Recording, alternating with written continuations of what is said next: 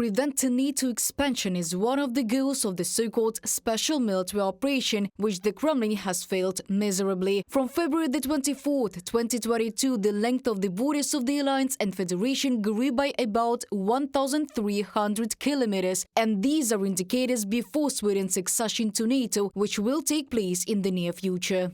This is an historic day. It makes NATO stronger, Sweden safer, and all of us more secure. It also sends a very clear message to President Putin that NATO's door is open. We have to remember that he went to war to close NATO's door.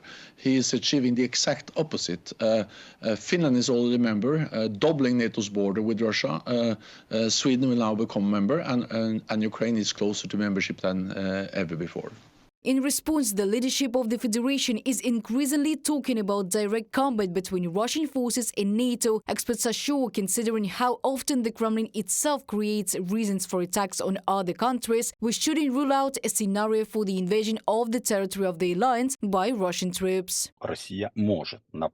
Russia can attack one of the NATO countries in order to lose to NATO. It will be easier for them to explain to their population, to their ordinary people, that, you see, yes, we fought hard, and we would have defeated them very easily, but all the NATO countries got involved, and of course we are forced to go into some kind of negotiations, back up and accordingly stop the big war. This could be an explanation for such an attack.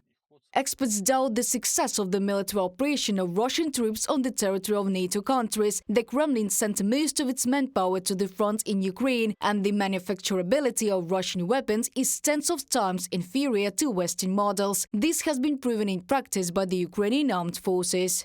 If Russia had the forces and means to conduct full-scale hostilities anywhere, then first of all they would use these forces and means in Ukraine. They would use them on the Ukrainian-Russian front. They would use them to destroy more Ukrainian cities and kill more Ukrainian people. Civilians in Kyiv, Kharkiv, Odessa, Lviv and any other cities.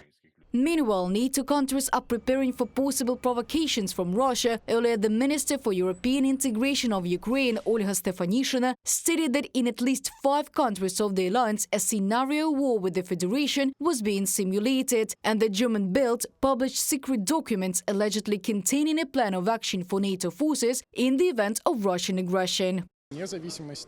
Regardless of what plans the Kremlin has, NATO must be prepared to repel any aggression from Russia. The military, of course, is considering such options. At the last NATO summit in Vilnius, an adapted strategy was adopted, which is based on the principle that no matter what aggression is committed, not a single piece of territory should be given to a potential occupier. In the Baltic countries, they directly warn about Russia's responsibility in the event of an attempted attack. After Sweden was integrated into the alliance, the Baltic Sea became an internal NATO sea. If Russia dares to challenge NATO, Kaliningrad would be neutralized first. Russia's previous false accusations that it is surrounded by NATO are now becoming a reality. Linas Linkevičius, ambassador of Lithuania to Sweden, on social network X.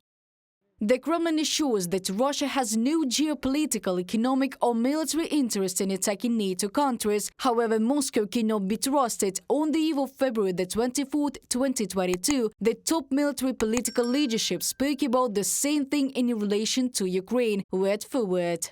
Reported by Diana Kolesnik, Larisa Zubenko, UATV News.